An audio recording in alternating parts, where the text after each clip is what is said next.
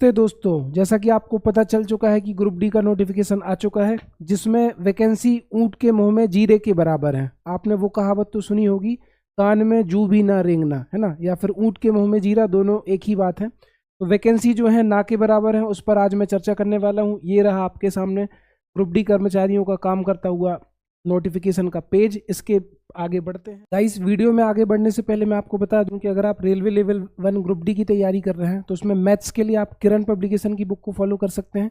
Reasoning के लिए भी किरण पब्लिकेशन की बुक आती है जिसमें 87 प्लस क्वेश्चन है। साइंस के लिए भी किरण पब्लिकेशन की बुक आती है, थ्योरी वाली, ऑब्जेक्टिव वाली।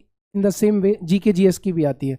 डिस्क्रिप्शन में मैं लिंक प्रोवाइड कर दूंगा, तो एक बार देख लेना। आज की स्लाइड में आप ध्यान से देख पा रहे होंगे, यहाँ पर आपको पता चल रहा है कि opening date and time of online registration 23/1/2025 से है और क्लोजिंग डेट है 22 फरवरी। मतलब 23 जनवरी से फॉर्म भरे जाएंगे, 22 फरवरी तक फॉर्म भरे जाएंगे। अभी आपको थोड़ा फॉर्म भरने में रुकना है, थोड़ा सोच समझकर फॉर्म भरना है, दिमाग लगाकर फॉर्म भरना है। तो आगे वीडियो में बने रहिएगा, चलते हैं आगे, है ना। इसमें आपको बताया कि 7वें वेतन पे के हिसाब से 18,000 इनिशियल पे होता है। एज लिमिट कर दी है 18 से 36 कोविड-19 की वजह से, और वैकेंसी है 32,448 जो कि ना के बराबर है। जब मैं सेलेक्ट हुआ था तो तब 64,000 वैकेंसी थी, वैकेंसी ठीक ठाक थी। अब आगे बढ़ते हैं। इसके बाद अगर हम मेडिकल स्टैंडर्ड की बात करें तो रेलवे लेवल 1 ग्रुप डी की पोस्ट पर हाईएस्ट मेडिकल स्टैंडर्ड होता है A2 का। और अगर आपको चश्मा नहीं लगा है, और दोनों आंखों का विजन राइट आई का और लेफ्ट आई का 6/9 है, 6/9 है, तब आप रेलवे लेवल 1 की पॉइंट्समैन पोस्ट के लिए एलिजिबल हैं, जो कि ट्रैफिक डिपार्टमेंट की है ना। तब आप इस पोस्ट को भर सकते हैं, ध्यान रखना। अगर आपको चश्मा लगा है तब आप A2 मेडिकल के लिए फिट नहीं है, ध्यान रखना।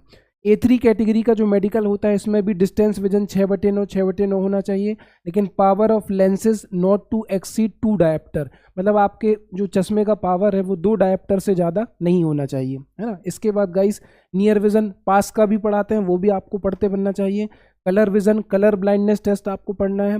बिनोकुलर विजन, नाइट विजन, जितने भी विजन टेस्ट हैं वो आपको पास करने होते हैं। अगली स्लाइड में हम चलें तो जो B1 कैटेगरी का मेडिकल है, ये रेलवे लेवल 1 ग्रुप डी की सबसे हाई प्रोफाइल पोस्ट ट्रैकमैन के लिए होता है। TM4 अगर आपको बनना है तो आपका मेडिकल स्टैंडर्ड होना चाहिए B1, जिसका डिस्टेंस विजन 6/9, 6/12, 6/9 राइट आई का, लेफ्ट आई का 6/12, है ना, विथ और विदाउट ग्लासेस। और इसमें आपका जो चश्मे का पावर है वो 4 डायप्टर 4D से ज़्यादा नहीं होना चाहिए, है ना। इसमें भी आपको colour vision, binocular vision, night vision, mesopic vision आपको पास करने होंगे, है ना, ध्यान दो। इसके बाद B2, C1, C2 इन सबों में चश्मा अलाउड है, सबों में चश्मा अलाउड है, ठीक है। इसके साथ साथ आपको कलर विजन अगर आपको कलर ब्लाइंडनेस या कलर विजन है, तब आप किस किस पोस्ट के लिए एलिजिबल है, B2, C2, C1, C2 याद रखना, है ना, अगर आपको कलर विजन है। इसके बाद अगर मैं बात करूं कि याद रखना कि जिसने भी इसमें साफ साफ लिखा हुआ है कि Indian railway candidate who have undergone LASIK surgery और any other surgery to correct refractory error और are not eligible to the post of B1, B2, C1 क्या लिखा है, are not eligible for the post of having medical standard A2 and A3, है ना। कहने का मतलब अगर आपने किसी को भी सर्जरी वगैरह हुई है तो उसको A2 और A3 मेडिकल स्टैंडर्ड नहीं मिल सकता। आगे बढ़ते हैं। इसके बाद की कहानी क्या है, ये आपकी लेवल 1 के लिए 18 से 33 है, लेकिन इस बार 18 से 36 कर दिया है कोविड की वजह से, है ना। इसमें आपको OBC में 3 साल की और छूट मिलेगी 39 साल तक, जब तक आप बूढ़े नहीं हो जाते फॉर्म भरो। 5 साल, जब 41 साल तक फॉर्म भरो, कोई दिक्कत नहीं। SC ST वाले, ये और भी क्राइटेरिया हैं, आप देख सकते हो। आगे बढ़ें तो फिर इसमें क्या है, हाँ, फॉर्म फी आपको 500 रुपये लगनी है। इसके अलावा अगर आप ये जो 500 रुपये की फीस है उसमें से 400 रुपये आपको रिफंड हो जाएगा अगर आप एग्जाम देने जाते हो। और PWBD दिव्यांग कैंडिडेट, फीमेल महिला छात्र, transgender, ex serviceman candidates are belonging to SC ST minority communities, economically backward classes, है ना, इनके लिए जो फीस लगेगी 250 लगेगी। और उसमें ये पूरा आपको बैंक चार्ज कटने के बाद वापस हो जाता है जब आप पेपर दे लेते हो। आगे बढ़ते हैं। इसके बाद आगे बढ़ते हैं, इसमें जो रिक्रूटमेंट प्रोसेस होगा आपका, सबसे पहले computer based test CBT, physical efficiency test, document verification, medical examination, ये 4 प्रोसेस होती हैं, है ना। इसमें आपको 90 मिनट का पेपर होगा, 90 मिनट का पेपर होगा, 100 क्वेश्चन आएंगे, ठीक है। साइंस 25 नंबर की, मैथ्स 25 नंबर की, रीजनिंग 30 नंबर की, जनरल अवेयरनेस 20 नंबर का आता है। में हम आगे बढ़े, ये आपका सिलेबस रहा। मैथ्स के, रीजनिंग की, जनरल साइंस के, जनरल अवेयरनेस के आपके टॉपिक हैं। बेसिकली आपको ये टॉपिक ध्यान रखने हैं।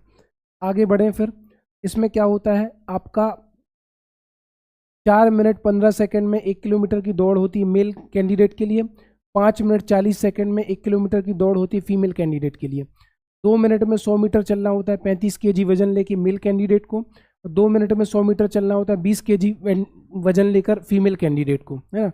अब इसके बाद हम आगे बढ़ते हैं। फिर आपका ये मेडिकल स्टैंडर्ड है, आप देख लो, है ना। बेसिकली इसमें जो 14 पोस्ट हैं उनका मेडिकल स्टैंडर्ड आप देख लो। जैसे इसमें है ट्रैकमैन का आपका B1 कैटेगरी का मेडिकल है, पॉइंट्समैन B का A2 कैटेगरी का मेडिकल है, TRD का B1 का है, ट्रैक मशीन का A3 है, TLNAC का अगर आपको ओपन लाइन में मिलता है तो B1, वर्कशॉप में मिलता है तो C1, है ना। असिस्टेंट TLNAC वर्कशॉप का C1 का है।